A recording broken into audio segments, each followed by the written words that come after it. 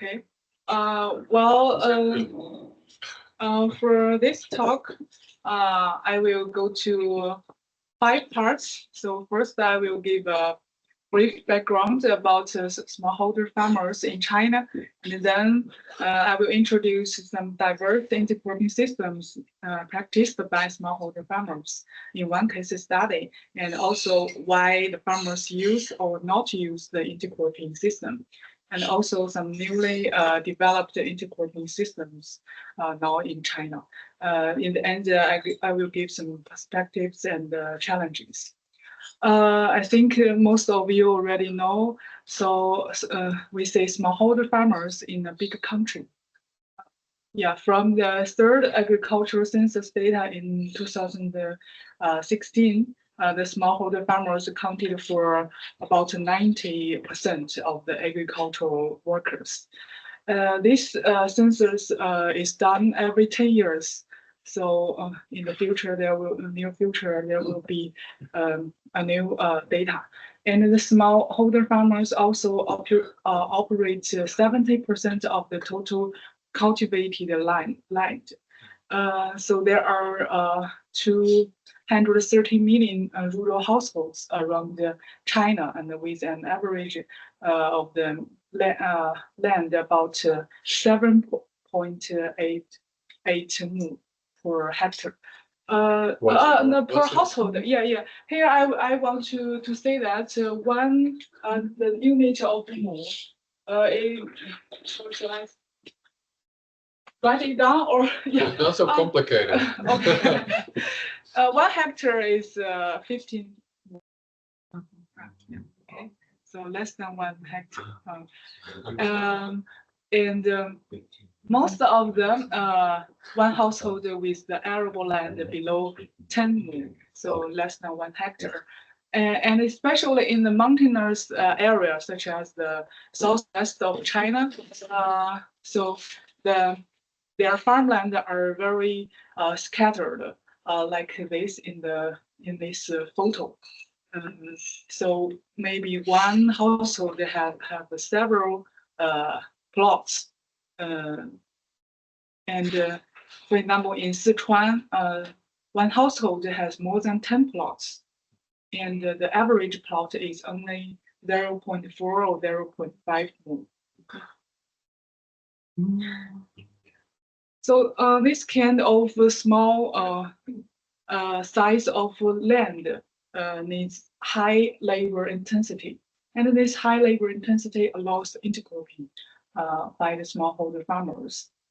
So they want to produce enough food by themselves to realize the self-sufficiency.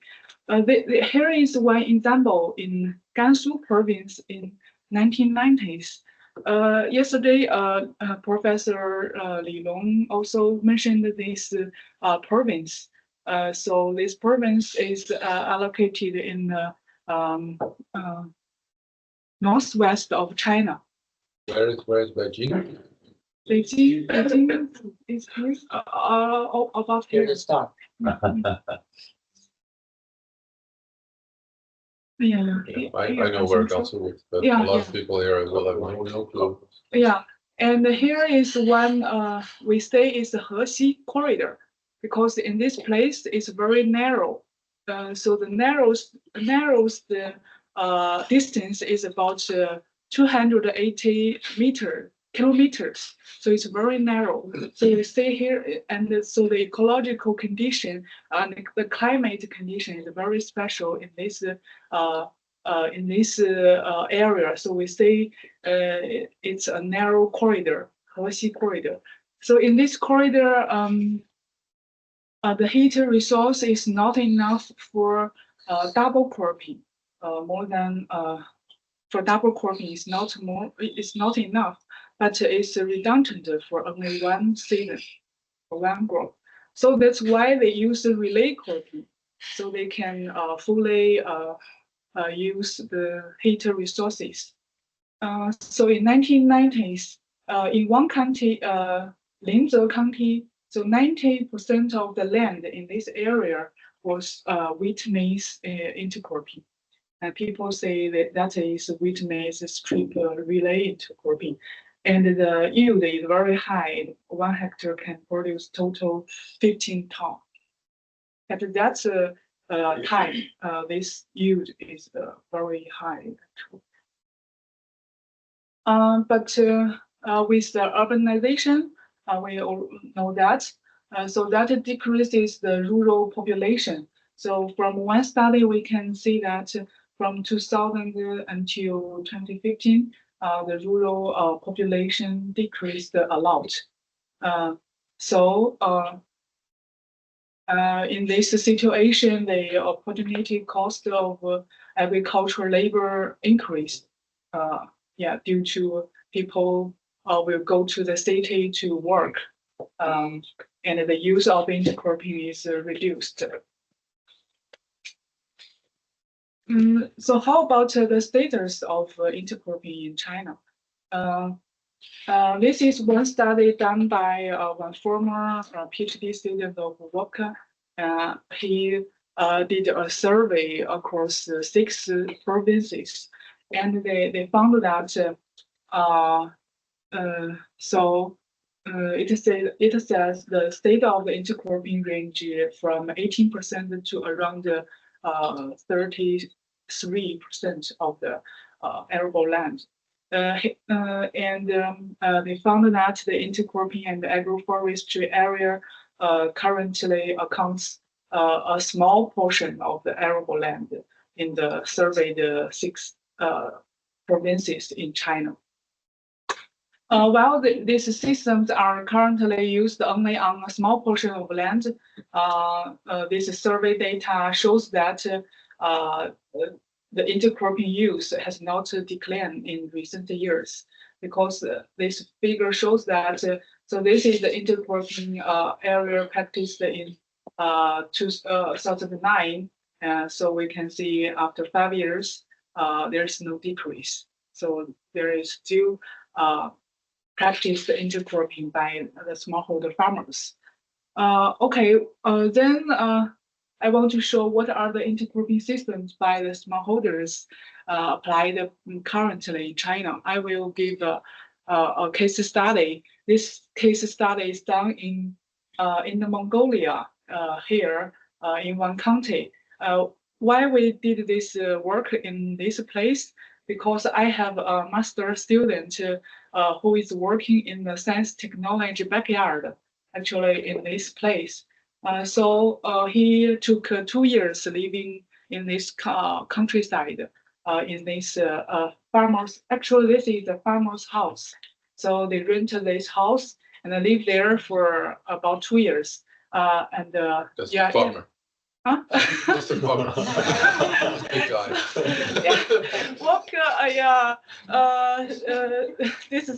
This summer visited this place. And maybe later on, Wopka can also mention about what you saw in this area. Students actually, this student had a lot of talk with the farmers. So he knows a lot, knows more than me. Actually, he helped me a lot to prepare this presentation. When he first went to this area, because we want him to do something on intercropping. In 2021, he did a preliminary survey in this county. So he did 45 questionnaires with the farmers in 9 towns. And then the next year, so 2 students did another survey.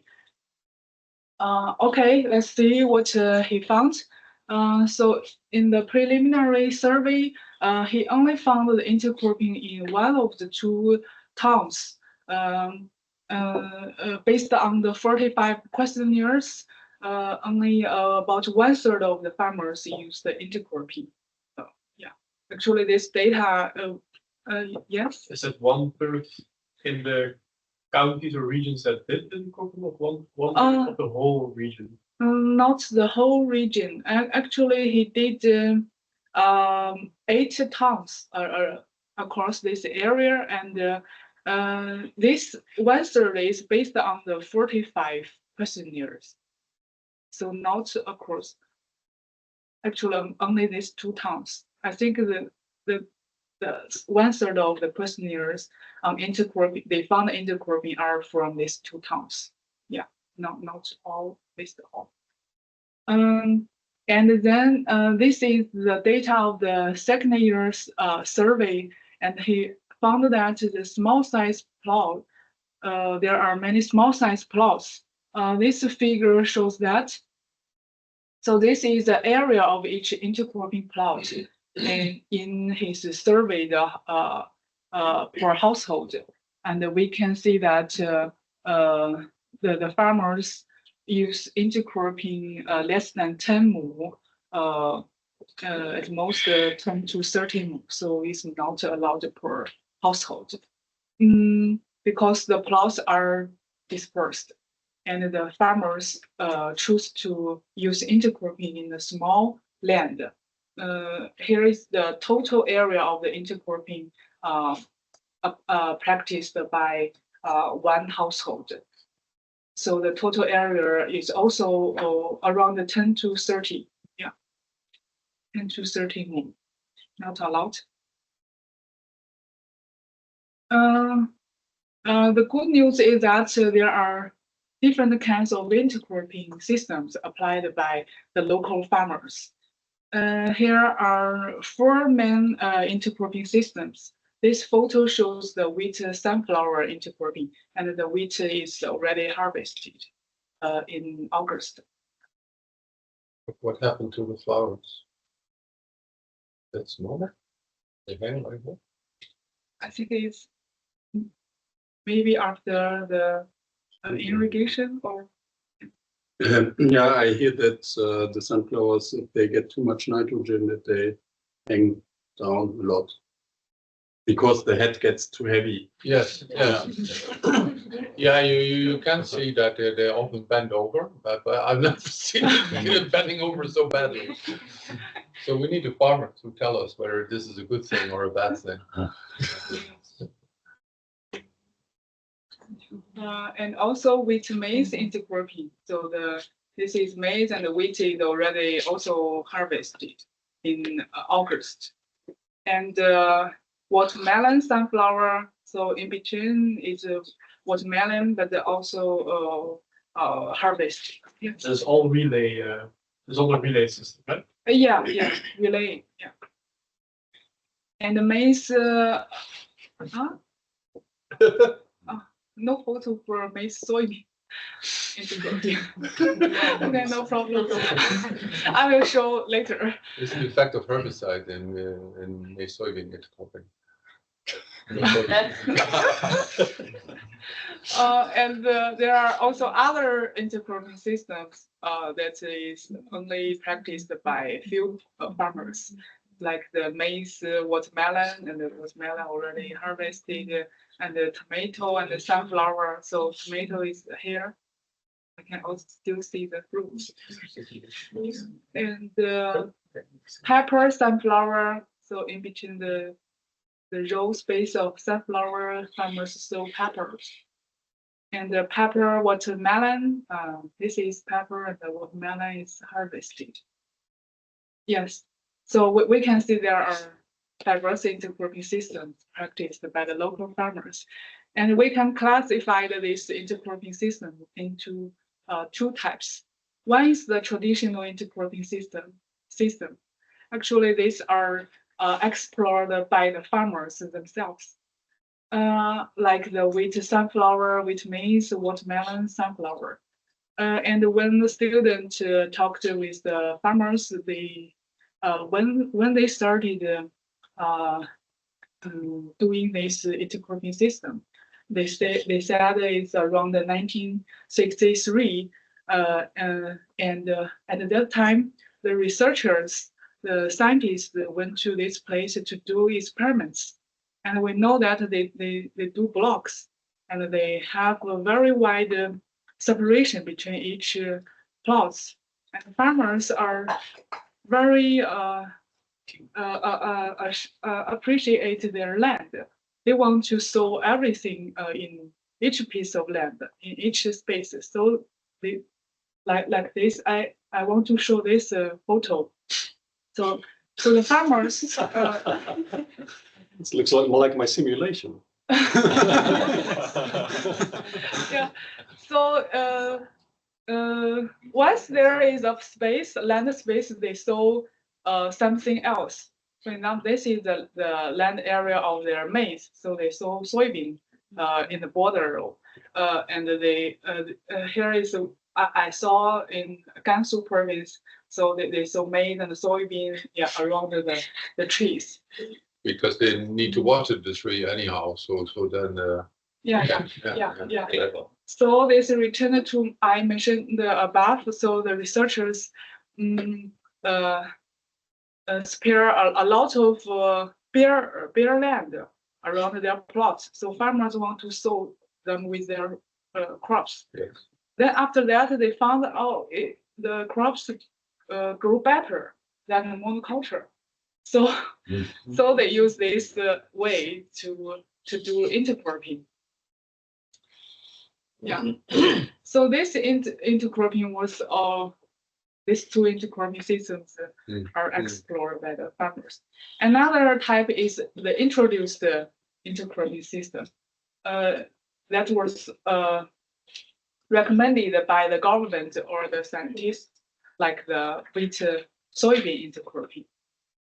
So this was done from 2019. But the farmers think this system is not so good, has many practical problems. The weeds are difficult to control and the high cost of the mechanization for the smallholder farmers. And the soybean yields are very low due to the shade and weeds. And also because there is no way to the market. So because of the low yield and the quality. I will go to detail later on for this intercropping system because it was recommended and extended by the government. Okay, so let's see why farmers use intercropping in this place. This result is based on the first preliminary survey. So from the reason we can see that almost all the farmers do intercropping because they can produce higher yield than the monoculture. And also they want to make full use of their arable land. And some systems can use the machine because this place they have the wide wide strip intercropping. And for why they don't want to use intercropping, because all of them think it's very time and labor intensive. Yeah.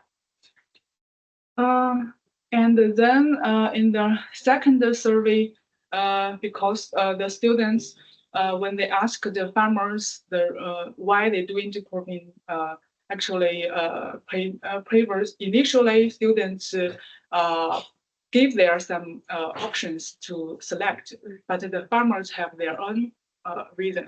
So in the end, they developed several more reasons, so they think their soil are very fertile and it is suitable for them to do intercropping because they can get a higher yield on the fertile soil, and also because even with high labor, but they can get high profits, and they can use can increase the yield and profits. And half of them follow the traditional way because that's already done for 50 or 60 years. And so when asked the farmers whether they would like to do intercropping in the future, more than half of them would like to do intercropping. And a few of them will do that depending on the policy. Okay, I will explain in detail why they use intercropping. So this is the first reason because intercropping can increase the yield and the income, like the sunflower intercropping. And farmers think that this intercropping systems can deliver higher yield and profits, and they innovated very different intercropping systems with different spatial configuration. Like 20 rows of four rows of sunflower, wheat and sunflower, and also 11 rows of wheat and 2 rows of sunflower. So many different kind of. What drives that? Huh? What drives the farmers to choose for 13 rows or 11 rows? Or it's just they take a lottery, or they have certain machines to do that? I think they have certain machines. Yeah, in this system, farmers like this because this system can be used, can use the machine. Yeah. And the farmers like the intercropping system with high yield and stable yield. Yeah, that is very important. And also, they think, yeah, as I mentioned, they think their soil is fertile, and they want to make a full use of this fertile soil of their fertile land. So from the preliminary survey, we found that most of the intercropping systems are on the medium soil quality and the high soil quality. And they want to use the cash crops in this intercropping system because that can bring more economic benefits on these high fertile soils. The other reason is that especially the crop rotation combined with intercropping can overcome the barriers of continuous monocultures. This is a sunflower disease based on the monoculture, so the rotting disease is strong, but with intercropping, farmers observed that was reduced. So this is also the reason why they choose intercropping. Another reason is because of subsidies and agricultural sector extension. This is for the maize soybean intercropping because they can get some subsidies. So this is a document, the government online document to promote the maize soybean intercropping. And they also do some technology training on how to manage this intercropping system by farmers. And then why farmers don't like the intercropping? All of them think they are time and labor intensive because the intercropping is more complex than the monoculture. From the data, these are for the intercropping. This is the irrigation. So how many times they irrigate the intercropping? So we can see it's more than the monocultures, and also the weeding times also more than the monoculture. So this complex field management leaves more time and labor without good returns. And also about the mechanization. Some farmers say that the lack of mechanization is not the only reason they don't want to use intercropping, but because of that, the high mechanization costs is the main reason. For example, in this place, they do sunflower and wheat intercropping that can be used by the machine. But when for example, when they rent the machine to harvest their wheat, the cost is based on the whole plot, not based on the strip. So the cost is higher for the intercropping than the monocultures. Mm-hmm.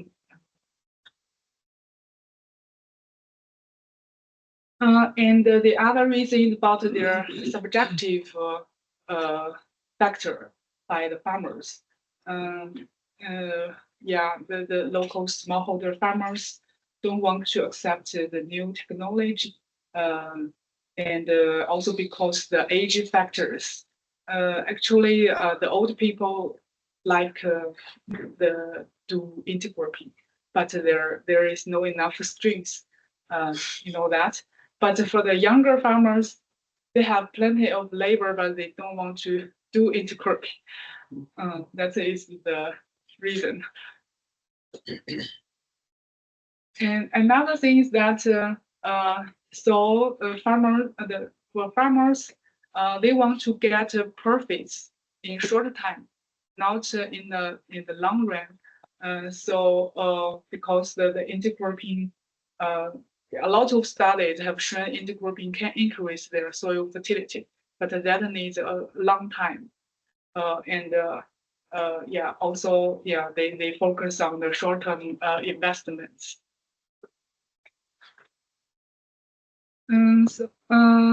Based on the surveys, the results also show some limitations of intercropping because they found that so for intercropping, farmers apply more nitrogen or phosphorus fertilizer, potassium fertilizer, especially nitrogen and phosphorus, and the water. So more in intercropping than the monocultures. So the water and the inputs are too high in the intercropping. But the farmers just focus on the profits, the yield, ignore the problems relating to the environmental benefits. So that is the limitation reflected. Yes. But do they need to input more water and fertilizer, or are they not well educated that they don't know that they can also do it with less fertilizer or less input, or do they have to do it for? I think they are not aware of they should lower their inputs. Actually, in China, the researchers have done a lot of work to tell the farmers to lower their inputs, but that already took a long time. So yeah, farmers only want to increase the yield, regardless of how many fertilizers they want to give into, and especially because the fertilizer is not expensive.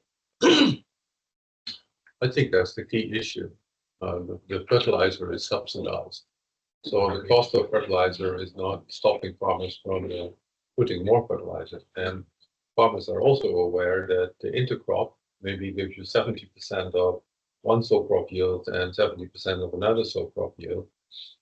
And because the fertilizer is cheap, maybe they think, oh, I'll give the full dose for both crops. I suppose that is their reasoning. So maybe for profit, farmers do the best thing for the environment. No. The Yeah. Sorry, I'm just having difficulty to understand why the government is giving subsidies to this specific intercrop for maize and soybean. If it's not for environmental reasons, is it for economic reasons? You mean the reason of the promotion of maize soybean intercropping? Yes. That is want to ensure the production of soybean in China. Okay. Yeah.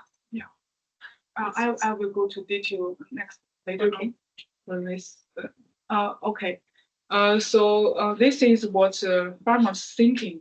Actually, they have only three main demands. So simplify the farming operations and then reduce the production costs and improve the economic efficiency. So that's what the smallholder farmers want. Okay. Then I will go to the intercropping application driven by the policies. There is one example also in Gansu province. and in the Mongolia. So in these two places, according to the policy in China, these two places should produce enough grains like the wheat yield. Yeah. So in this place, actually, like the wheat maize intercropping is practiced a lot in 1990s. But then, because of the growing water scarcity, because wheat maize intercropping actually consumed more water than the monocultures. And because of the water is less and less, so there is one policy issued by the government. We should not do intercropping anymore. So the intercropping was reduced a lot at this time. So around the 2000 years. Yeah. Then around 2020, the government issued another policy that this place we should grow enough wheat.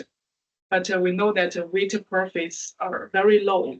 So farmers want to do according to the policy, but they also want to earn enough money. So they do wheat maize intercropping again. So in this way, they can also get more profits. So that's why wheat maize relay intercropping is practiced again in this place. And so another example is about the promotion of maize soybean intercropping. This policy was issued around 2019. So that was based on the research outcomes. There is one research group in Sichuan Agricultural University. They found that maize intercropping can deliver higher yield than the monoculture maize. So they say that if we do intercropping, we can maintain the yield of maize. And in addition, we can get some production of soybean. And for China, we want to also reduce the import of soybean from other countries. So we want to also produce soybean by ourselves. So the government, read these research outcomes, and they think this could be a way to produce enough soybean. So new policies issued, and for example, in 2022, across the China, there will be 15 million more of maize soybean intercropping. And then after the policy is issued, so 16 provinces are required to do maize soybean intercropping. And they needed to do certain amount of intercropping in their provinces. Then in each province, there are some city and county. So at the city and county level, they should do intercropping. In total, in 2022, there are 1,047 counties across the China is doing maize intercropping. The government gave some training courses to the farmers, and also do a lot of videos on how to do maize intercropping, and how to, for example, how many rows of maize and how many rows of soybean, and how to do fertilization, weeding, and also some graphs about the wheat maize soybean intercropping. So to give a lot of guidance. Then the farmers, if the farmers do maize intercropping in their own farm, they can get a subsidy. Okay, so let's see how the maize intercropping performs by the farmers. There is one study, so they did a survey on 172 households in the North China Plain. The results showed that the maize soybean intercropping produces only 1% more yield than the monoculture maize. So no big yield increases. What 1% more yield in what way? Land equivalence ratio 1.01 or No, the total yield. total yield? The total maize and soybean yield Oh, is only 1% higher than the monoculture maize. Yeah, the yield increase is not so significant, but the maize intercropping system consumed a lot of machinery input and labor input. From this figure, that is compared with monoculture maize. So we see the maize soybean intercropping gives more machinery input when harvesting and when sowing, and also for the labor input, the intercropping needs more labor in harvesting and weeding. Yeah. Sorry. Because it's percentages and sums to 100. So how do you compare it with the monoculture? Yeah, with the monoculture maize. Like it says 60%, is that 60% more? Oh yeah, 60% more. Yeah, this is the change.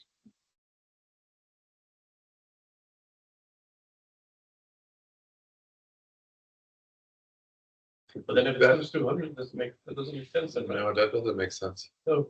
I think it's like 100. Like Maybe it means there is a certain increase in labor input, or and then 60% of that is due to. Maybe I think we need to read the paper in detail. Yeah, I think yeah, this is the total of the machinery input, and this is a fraction. then she is used. Okay, later on, maybe I share this paper. I did not, share I the just paper. added this We'll put slide it, yesterday. yeah, we put it in the folder. It's totally up to date, but we need to read more closely. Okay, so here is actually a big gap between the performance of maize soybean intercropping in the smallholder farmers and compared with the field demonstration by the government or by the researchers. And here we can see the average yield of maize is around 10 tons per hectare by smallholder farmers. But by the demonstration field is around 14 tons per hectare. And for the soybean performs worse than the average soybean yield by the demonstrations. Because there is a variation in the technology application, because in the farmer's field, the plots are scattered and a high cost of machinery and the herbicides, and also a lack of guidance and the training in cultivation.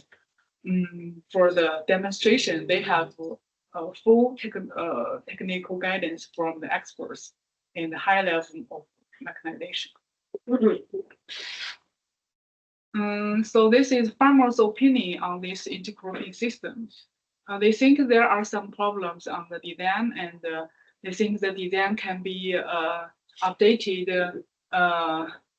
Sometimes they think the strips are not well designed enough because they see a lot of shading from the maize to the soybean. So this heavy shading will result in no pulse of the soybean. Yeah, that means that means this system needs more research. And the other reason is that there is a shortage of the technical guidance on applying this system. So there is no face-to-face guidance by the experts or by the technology extension department. So the farmers just grow their maize and soybean by feeding in their own way. so the application effectiveness is low. And the other main reason is about the weed and pest control in this system. We already talked about. And the other one is that so there is inconsistency in the weed control methods recommended by the companies and the scientists. Actually, for the companies, when they do this training, they want to sell their products, not actually want to help the farmers. Yeah. So, and the It's scientists. universal. And for the scientists, they want to recommend their technology in maybe different way of the weed control or pest control. So the farmers is confusing. So what they should listen to, who is correct? That is the confusion. How do you know this? Huh? How do you know this? What's the method? I think it's very interesting, but how do you know? Actually, the students had a lot of discussion with the farmers. Okay. Yeah. So this is the students from Chunjie Li. Yeah. Okay. The STB student, Yeah. because he lived there for 2 years, working with farmers. So yeah, they had a lot of conversation on their opinions, Okay. policy. Yeah. Okay.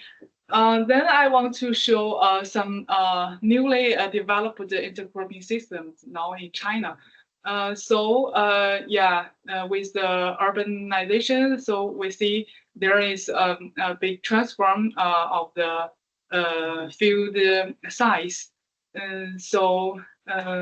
Before we have smallholder farmers, and until now, so less than 10 mu per household. So farmers want to produce enough food for themselves. So they use narrow strip and labor intensive. And then actually in some provinces, there are some larger scale farms that we can call family farms. It's around hundreds of mu per household. They want to get high profits and also want to have stable yield and use some small machineries. And also we have some industry farms, the larger scale farms, around thousands of mu. Some of them are for feed crops. They want to do crop livestock integration and have many large machineries. This is one example in China North Plain, Shandong province. So they use maize peanut white strip intercropping in this place. So here, actually this figure shows that. What are we looking at? Is this a map of China? Yeah, this is a map of China, but because of the it's the color. connection, Yes, the color is not very clear. This figure shows that the fold change in the per capita cropland. So that means how many area of land per household in China. So actually, in some places, because they integrate the small plots into the larger area field. So here we have the family farm with hundreds of more field. So here they are promoting this wide strip intercropping. In this intercropping system, so they choose the fresh maize and the fresh peanut because that is with high value of market value. So they use 3 rows of maize and 4 rows of peanut, and in the end, 1 hectare of maize peanut can produce 7.5 tons of green maize and 2.25 tons of the dried peanut pods. or the 45,000 fresh corn pods and 4.5 tons of fresh peanut pods. And also, they can sell their fresh straw of maize and peanut because which are the silage feed for the cows. So in this intercropping system, they tried to make the crops with high value. Okay, and another example is about wheat maize wide strip intercropping. Professor Long Li already mentioned this system yesterday. Actually, this is the demonstration field in this project, this national project.